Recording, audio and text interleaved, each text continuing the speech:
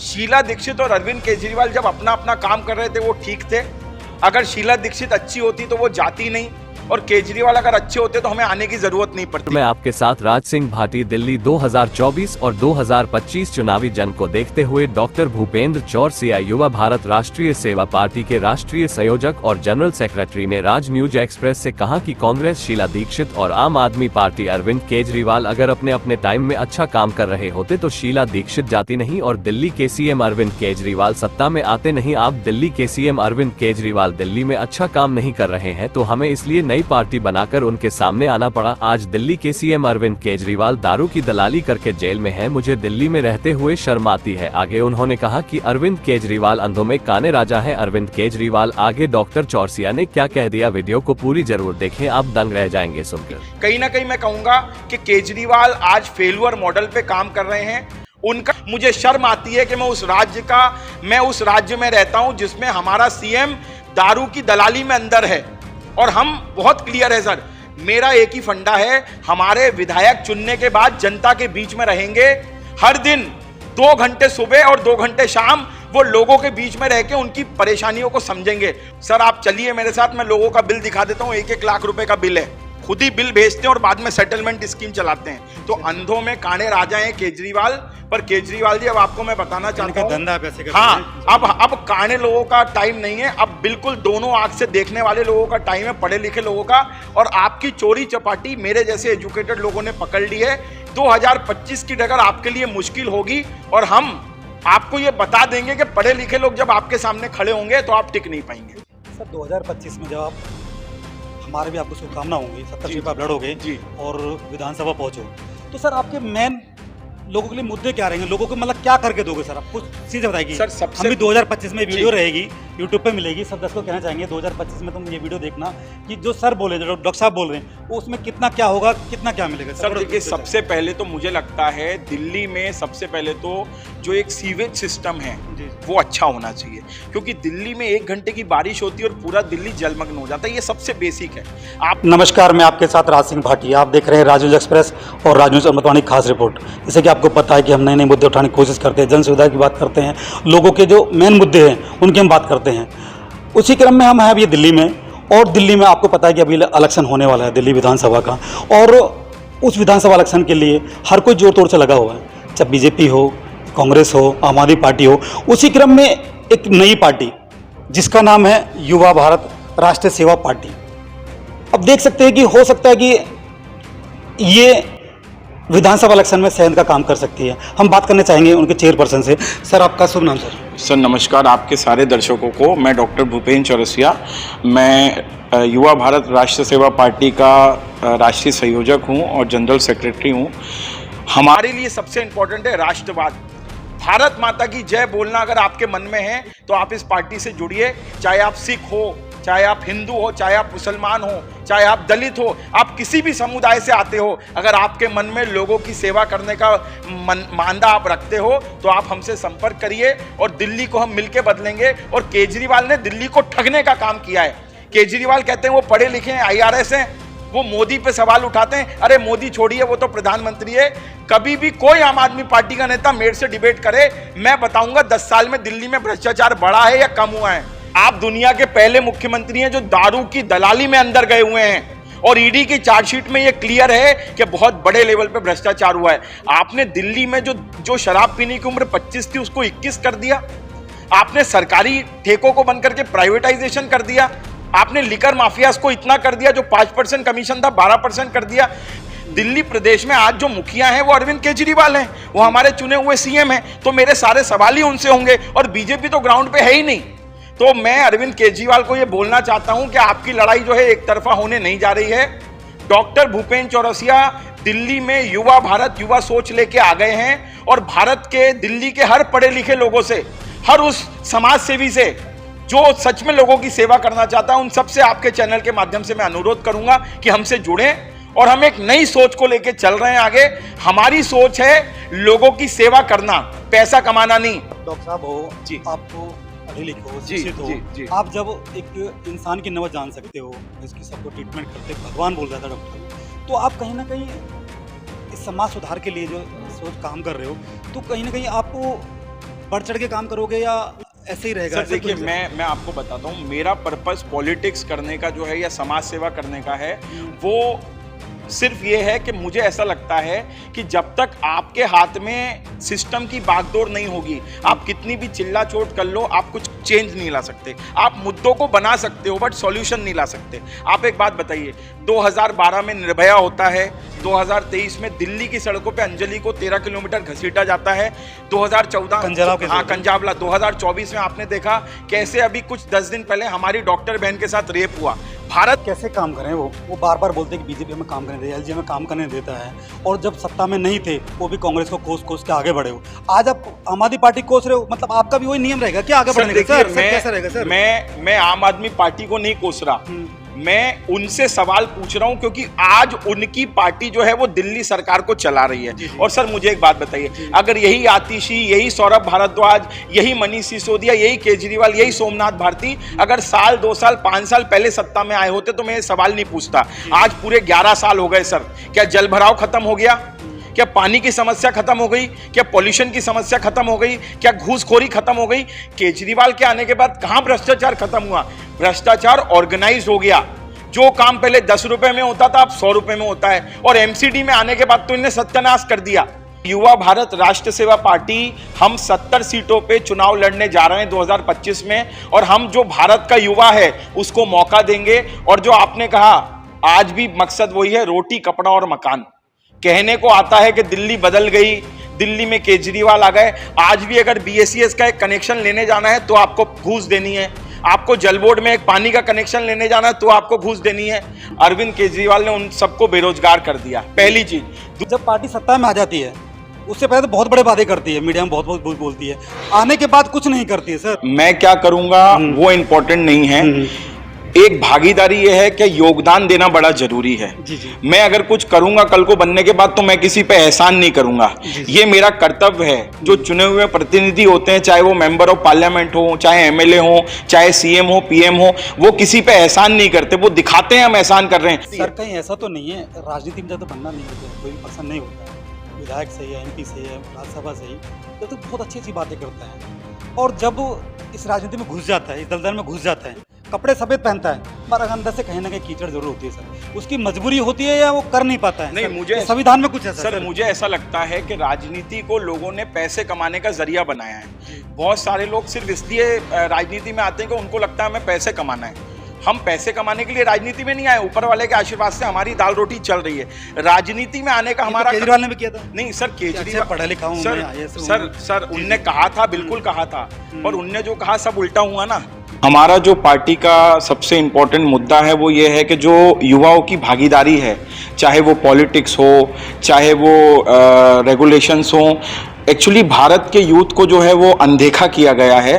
भारत के यूथ ने अभी तक सिर्फ जो है फील्डिंग करी है। ये पार्टी एक विजन लेके आई है, युवा भारत युवा सोच, मतलब कि नया भारत, एक यंग भारत और यंग सोच, वो तभी पॉसिबल है जब इन युवाओं को कमान दिया जाए। युवा कब तक सिर्फ फील्डिंग करेगा? अब वक्त आ गया है कि भारत का युवा जो है वो बल्लेबाजी करेगा, अपनी बहनों के लिए, अपनी माताओं के लिए, उनके हक के लिए लड़ेगा।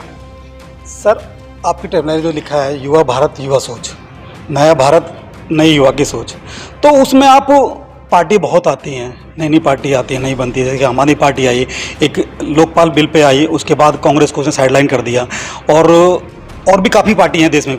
तो कोई कुछ नहीं, जब बनने के बाद जब बन जाती हैं तो जनता के लिए क्या करती है, और आप क्या करोगे सर पार्टी में? सर देखिए, मैं क्या करूंगा वो इम्पोर्टेंट नहीं है, एक भागीदारी ये है कि योगदान देना बड़ा जरूरी है।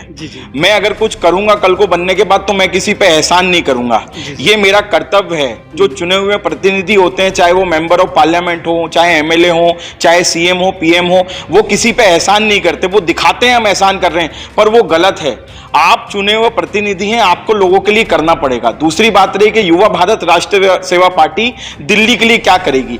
आज दिल्ली में आपने देखा, पिछले कई सालों से पहले कांग्रेस का दबदबा था, अब पिछले 10-11 साल से आम आदमी पार्टी है, पर आज भी जो कॉमन चीजें हैं, चाहे पानी हो, चाहे जल भराव हो जल का, चाहे दिल्ली में पॉल्यूशन हो, आप एक बात बताइए, दिल्ली भारत की राजधानी है, पर आज भी दिल्ली में जो है वो व्यापारियों को लेके कोई भी सिस्टम नहीं है, यूथ को लेके कोई भी सिस्टम नहीं है। भारत की राष्ट्रीय राजधानी यहां से चलती है और आधा घंटे के पानी में जो है दिल्ली जो है वो जलमग्न हो जाती है। आज भी मिंटो ब्रिज मैं सालों से देखता आ रहा हूं, आज भी जब अगर आधा घंटे पानी भर जाता है तो मिंटो ब्रिज भर जाता है। क्या कर रहे हैं केजरीवाल, क्या कर रहे हैं मनीष सिसोदिया? महिलाओं को आपने बस में मुफ्त का टिकट दे दिया, पर वो महिला वहां बैठ के सुरक्षित नहीं है, उसके साथ कभी भी रेप हो सकता है, उसके साथ कभी भी अत्याचार हो सकता है। सर आप बहुत गंभीर आरोप लगा रहे हैं सर उसमें उन्होंने गार्ड भी दिया है, जो सिक्योरिटी के लिए गार्ड भी दिया है। तो सर जब पार्टी सत्ता में आ जाती है उससे पहले तो बहुत बड़े वादे करती है, मीडिया में बहुत बोलती है, आने के बाद कुछ नहीं करती है। सर कुछ गार्ड नहीं दिया, जो 10,500 सिविल डिफेंस वालों को इनने रखा था, अरविंद केजरीवाल ने उन सबको बेरोजगार कर दिया, पहली चीज। दूसरी चीज यह है कि युवा भारत राष्ट्र सेवा पार्टी, हम 70 सीटों पे चुनाव लड़ने जा रहे हैं 2025 में, और हम जो भारत का युवा है उसको मौका देंगे। और जो आपने कहा, आज भी मकसद वही है, रोटी कपड़ा और मकान। कहने को आता है कि दिल्ली बदल गई, दिल्ली में केजरीवाल आ गए। आज भी अगर BACS का एक कनेक्शन लेने जाना है तो आपको घूस देनी है, आपको जल बोर्ड में एक पानी का कनेक्शन लेने जाना है तो आपको घूस देनी है, आपको फायर NOC लेने जानी है तो आपको घूस देनी है, आपको बच्चे का स्कूल में एडमिशन कराना है तो आपको घूस देनी है। तो फिर केजरीवाल के आने के बाद कहां भ्रष्टाचार खत्म हुआ? भ्रष्टाचार ऑर्गेनाइज हो गया। जो काम पहले 10 रुपए में होता था अब 100 रुपए में होता है, और MCD में आने के बाद तो इन्हें सत्यानाश कर दिया। इसमें जो सबसे बड़ा चेंज होना चाहिए वो ये होना चाहिए कि कोई भी पार्टियां MCD और दिल्ली सरकार के बीच में ना झूलें। अगर कहीं सफाई का काम है, सीवर का काम है, लोगों को पानी देने का काम है, लोगों की मौलिक चीजों को करने का काम है, तो वो चुने हुए प्रतिनिधि को करना पड़ेगा, चाहे वो मेंबर ऑफ पार्लियामेंट हो, चाहे वो MLA हो, चाहे वो काउंसलर हो। तो हम एक सिंगल विंडो सिस्टम बनाएंगे जिससे जो MLA लेड फंड एक विधायक को मिलता है वो सारे कामों को करे, बाद में उसको ये चिन्हित ना करे कि ये काम मेरे उसमें नहीं था, ये तो काउंसलर को करना था, शायद काउंसलर कोई दूसरी पार्टी का हो। तो कुल मिला के भगने की और बचने की राजनीति छोड़ के अब लोगों के असल मुद्दों की बात करें। आज भी जल भराव होना दिल्ली में कॉमन है, गर्मी में लोगों को पानी नहीं मिलता। अभी देखिए 1 महीने बाद जो है दिवाली आएगी तो ये कहेंगे कि भैया पॉल्यूशन बढ़ गया। अरे 10 साल 11 साल से आप सत्ता में हैं, आपने क्या कहने को? दिल्ली की जो मैं कहता हूं पार्टियां हैं वो बदलती हैं। दिल्ली की सरकार पहले शीला दीक्षित चलाती थी, वही केजरीवाल जो कहते थे ना मैं कांग्रेस से समर्थन लूंगा, उनके समर्थन में आपने लोकसभा चुनाव लड़ा, बहुत अच्छी बात है। आपने कहा मैं घर नहीं लूंगा, आपने 125-200 करोड़ का शीश महल बनाया। अरे आपने तो आप दुनिया के पहले मुख्यमंत्री हैं जो दारू की दलाली में अंदर गए हुए हैं, और ईडी की चार्जशीट में यह क्लियर है कि बहुत बड़े लेवल पे भ्रष्टाचार हुआ है। आपने दिल्ली में जो शराब पीने की उम्र 25 थी उसको 21 कर दिया, आपने सरकारी ठेकों को बंद करके प्राइवेटाइजेशन कर दिया, आपने लिकर माफियाज को इतना कर दिया, जो 5% कमीशन था 12% कर दिया। दिल्ली की माता बहनों के साथ अत्याचार बढ़ा है जब नई एक्साइज पॉलिसी आई थी। और मैं कहता हूं अगर केजरीवाल कहते हैं हमारी एक्साइज पॉलिसी में कोई गलती नहीं थी तो आपको वापस क्यों लेनी पड़ी? सर कुछ चेंजिंग होता है पार्टी के लिए, कोई भी होता है, जैसे सरकार अभी नई नई बिल लाती है तो कुछ उसमें खामियां होती है तो चेंज करना पड़ता है। हो सकता है जब वो ये बोलते हैं कि भाई उसमें करप्शन, चलो ठीक है हमने किया, वो बोलते हैं कि हमने किया है, हमने कह रहे हैं वो बोलते हैं, तो संजय सिंह बाहर आ गए, मनीष सिसोदिया बाहर आ गए, अभी कुछ हुआ नहीं, केजरीवाल अंदर हैं, तो सर कहीं ना कहीं राजनीतिक नहीं है क्या ये? सर मैं ये कहता हूँ एक बहुत सिंपल सी बात, जी। मैं आज भी 4 व्हीलर से चलता हूँ और कल को MLA MP बन जाऊंगा तभी भी 4 व्हीलर से चलूंगा, है ना। मैं ऑडी से भी चलता हूँ, XUV से भी चलता हूँ, मैं अपनी मेहनत की कमाई से काम करता हूँ। मेरा काम करना अलग है और मेरा समाज सेवा करना अलग है। पर ये एक वो पार्टी है जो ये बोल के आई थी कि हम कभी जो है हम बड़ी गाड़ियां नहीं लेंगे, हम सिक्योरिटी नहीं लेंगे, हम बंगले नहीं लेंगे। सर सवाल इसलिए उठता है क्योंकि आपने कहा था राहुल गांधी चोर है, आपने कपिल सिब्बल को चोर कहा था, आज वही कपिल सिब्बल सुप्रीम कोर्ट में जो है आपको डिफेंड कर रहा होता है। आपने कहा था पूरी कांग्रेस, आपने लिस्ट दी थी कि इन लोगों का स्विस बैंक पे अकाउंट है। तो बात है जब करनी कथनी बदल जाती है तो लोग सवाल पूछेंगे। और आज मैं बिल्कुल भी बीजेपी से सवाल नहीं पूछूंगा क्योंकि हम यहाँ दिल्ली प्रदेश की बात करते हैं। राखी बिरलान हो, बड़े बड़े विधायक हो, सर ये लोग ऑटो में चलते थे, आज 10-10 साल से ये विधायक हैं, ये अपने क्षेत्र में नहीं जा रहे हैं। लोग परेशान हैं। आए दिन मैं अलग अलग दिल्ली की जगहों पे जाता हूं, लोग बेसिक नेसेसिटी के लिए परेशान हैं। आप समझिए लोग बहुत परेशान हैं। कितना बदला? आज मैं दिल्ली की बात करता हूं, केजरीवाल ने कहा था हम 12 लाख 15 लाख सीसीटीवी कैमरे लगवाएंगे। सीसीटीवी कैमरे प्रिवेंटिव मेजर्स होने चाहिए किसी घटना को रोकने के लिए, पर ये सीसीटीवी कैमरे बाद में घटना किसने की ये देखने के लिए होते हैं। तो मेरा एक ही उद्देश्य है, ये पार्टी का मेन मोटो है यंगस्टर्स को आगे लाना, हर उस आदमी को, चाहे वो हिंदू हो, मुस्लिम हो, ब्राह्मण हो, दलित हो, किसी भी कास्ट का हो, हमारे लिए भारत का अगर एक नागरिक है तो वो हमारे लिए बहुत इंपॉर्टेंट है। Everyone have the same respect, सबकी सेम रिस्पेक्ट होनी चाहिए, उसकी जात पात पंथ हमारे लिए इंपॉर्टेंट नहीं है। हम PSCS हो, जल बोर्ड हो, कुछ भी हो, 100 रुपए का काम अब 1000 में होता है। MCD में आने के बाद तो नर्क हो गया। पर फ्लोर 10-10 लाख रुपए सेट है इनके MCD के काउंसलर 10 लाख लेते हैं पर फ्लोर में। ये गौतम नगर की बात बता रहा हूं। तो भ्रष्टाचार अपनी चरम सीमा पे है। केजरीवाल जी झूठ बोलना बंद कर दो। सर ऑनलाइन वो रेड मारते हैं, अधिकारियों के ऑफिस में जाते हैं, चाहे वो स्कूल की बात हो, कहते हैं कि हमने स्कूल सुरक्षित बना दिया है, मेडिकल है तो मोहल्ला क्लिनिक खोला है, उसके लिए वो बोलते हैं, जो महिला के लिए जो बस फ्री है, सब कुछ अच्छा काम तो वो कर रहे हैं। सर आप देखिए, कैसे बोल रहे हैं? मैं इसलिए दिल्ली आप हाँ जी जी केजरीवाल ने दिल्ली को स्वर्ग नहीं बनाया पर लोगों को स्वर्गवासी बना दिया। आपने देखा पिछले 1 महीने में 4 UPSC एस्पिरेंट्स की मौत हो गई। स्वर्गवास की बात, वो तो तीर्थ यात्रा करा रहे हैं सर, स्वर्गवास कहाँ करा रहे हैं? आप मेरी बात को समझिए सर, जी 1 महीने में 4 UPSC छात्रों की मौत हो जाती है। एक की मौत होती है करोल बाग में, पानी के गड्ढे से बचने के लिए वो गेट को पकड़ता है राजेंद्र नगर में, उसको करंट लग जाता है। 3 UPSC एस्पिरेंट्स की मौत हो जाती है राव अकेडमी में, बेसमेंट में पानी भरने से मौत हो गई। आपने सुना है? ये तो मैंने सुना था कि समुद्र में डूबने से मौत हो गई, पर दिल्ली इतनी खतरनाक है। दिल्ली के जल मंत्री क्या कर रही हैं कि बेसमेंट के अंदर पानी की निकासी नहीं है। सर तो इसका जवाब तो मैं आतिशी से मांगूंगा ना, इसका जवाब तो मैं दिल्ली सरकार से मांगूंगा ना, इसका जवाब तो मैं MCD से भी मांगूंगा ना। तो MCD में भी केजरीवाल, दिल्ली सरकार में भी केजरीवाल। अब बताओ कूड़े का पहाड़ कहाँ हटा? आपने कहा था कि अब MCD में भी केजरीवाल आएगा तो कूड़े का पहाड़ हट जाएगा। आज भी गाजीपुर जाइए, कूड़े का पहाड़ आपको वैसे के वैसा दिखेगा। हमने कम कर दिया सर, कहाँ कम कर दिया? आपने अल्टीमेटम दिया था 2023 दिसंबर तक मैं कूड़े के पहाड़ को खत्म कर दूंगा, खत्म नहीं हुआ। डेट पे डेट बढ़ती जा रही है। केजरीवाल ने तो यह भी कहा था कि 335 झीलें हैं। मैं कहता हूं 1000 झीलें हैं, चलो अभी बारिश होने तो 1 घंटे का। केजरीवाल जी ने अपना काम कर दिया, दिल्ली पूरी झील बना दी, दिल्ली को पूरी झीलों की नगरी बना दिया। मैं क्या कह रहा हूं, करनी और कथनी में फर्क होता है। ये आदमी जब आया था तो इसके अंदर कैलिबर था। सच्चाई जब तक होती है, जब तक कैलिबर होता है। जब आपके मन में लालच आ जाता है, कपट आ जाता है, सर वो लालच और कपट मेरे मन में नहीं है, क्योंकि मैं आज अपनी स्थिति में जो हूँ बहुत अच्छा हूँ, एक अच्छी लाइफ जीता हूँ। बट मेरी सोशल कनेक्टिविटी अलग है। मैंने अपनी आपदा के लिए, अपने मतलब ब्रेड एंड बटर के लिए, दाल रोटी के लिए मैंने अपना काम किया हुआ है। ये जो मैं करता हूँ ये मेरी एक मतलब मेरे मन में है कि मुझे लोगों के लिए कुछ करना है। बिल्कुल बिल्कुल। तो आपके चैनल के माध्यम से मैं लोगों को यही कहूँगा कि हमें बहुत सारी चीज़ों से ऊपर बढ़ के दिल्ली के विकास के लिए जुड़ना पड़ेगा, क्योंकि अरविंद केजरीवाल ने दिल्ली को नर्क बना दिया है। आज दिल्ली के लोग खून के आंसू रो रहे हैं। सोमनाथ भारती मालवीय नगर के विधायक हैं, देखने से भी नहीं मिलते।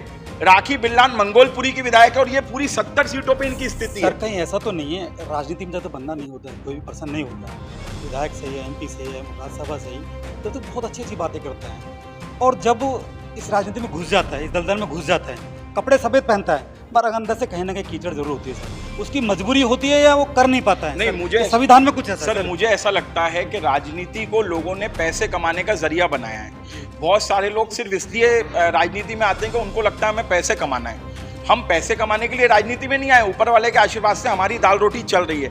राजनीति में आने का हमारा केजरीवाल ने भी किया था। नहीं सर, केजरीवाल पढ़ा लिखा हूं सर उनने कहा था, बिल्कुल कहा था, और उनने जो कहा सब उल्टा हुआ ना। मैं वैगनआर कार में ही चलूंगा।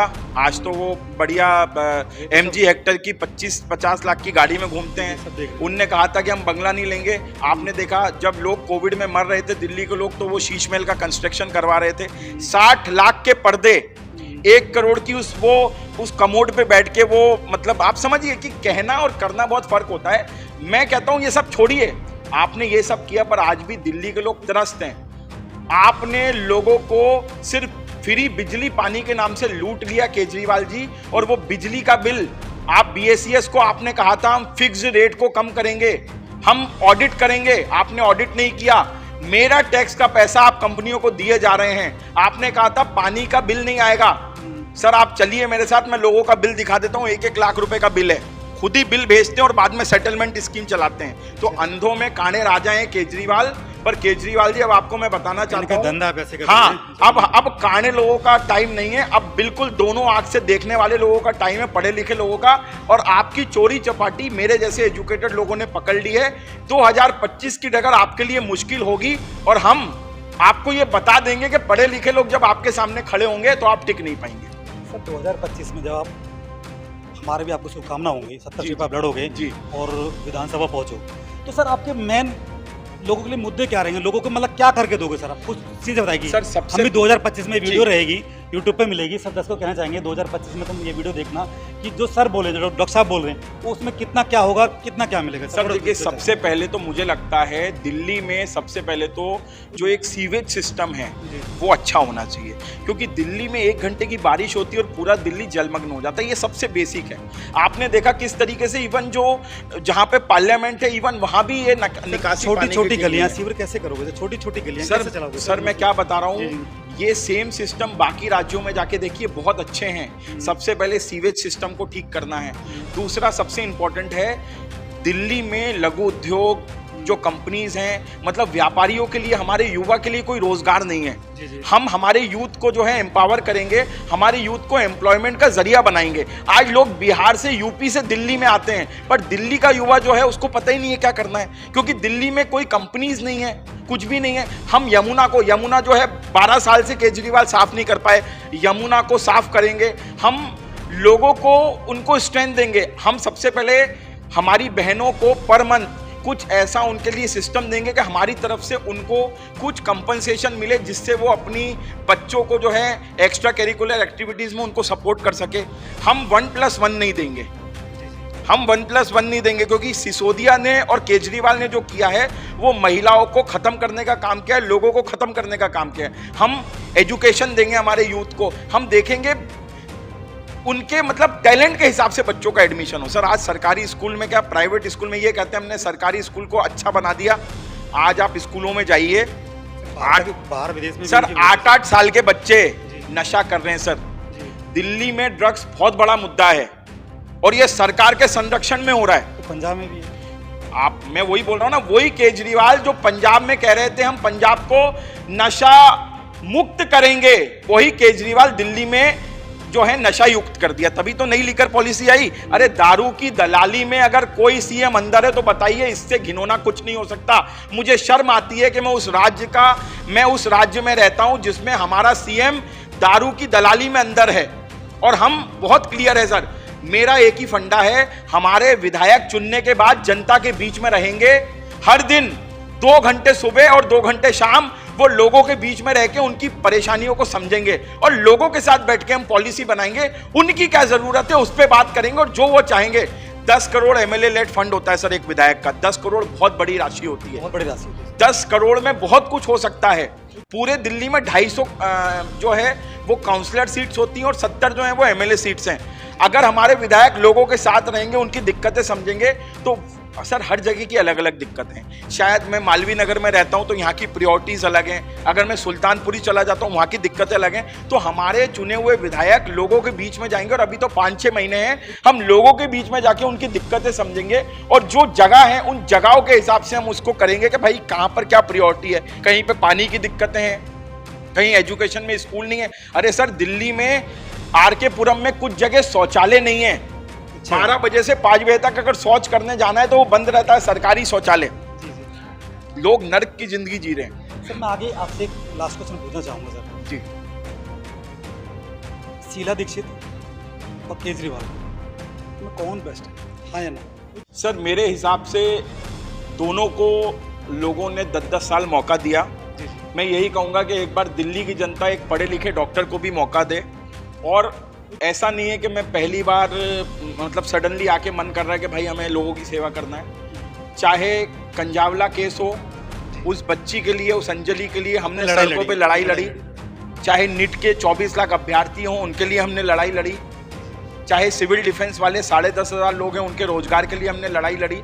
हम ऐसी लड़ाइयाँ सालों से लड़ते जा रहे हैं और मन में एक जज्बा है, अपने लोगों के लिए काम करना चाहते हैं। शीला दीक्षित और अरविंद केजरीवाल जब अपना अपना काम कर रहे थे वो ठीक थे।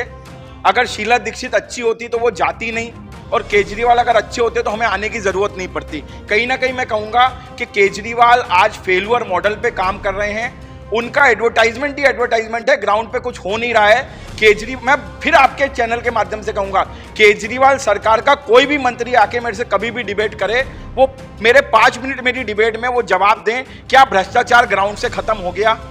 अगर भ्रष्टाचार खत्म हो गया तो डॉक्टर चौरसिया को दिल्ली आने की जरूरत ही नहीं है। और क्या महिलाएं हमारी सुरक्षित हो गई?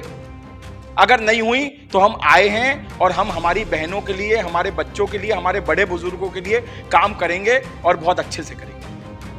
सर का कहना है, डॉक्टर चौरसिया का कहना है कि हम सत्ता में जब आएंगे 70-70% लड़के विधानसभा में, तो हम बहुत अच्छे से काम करेंगे। तो कहीं ना कहीं देखना होगा कि 2025 में क्या होगा। ऐसी खबर देखने के लिए हमारे चैनल को सब्सक्राइब करें, लाइक करें, शेयर करें, कमेंट जरूर करें और अपनी राय जरूर दें। हर खबर पाइए सीधा अपने मोबाइल पर।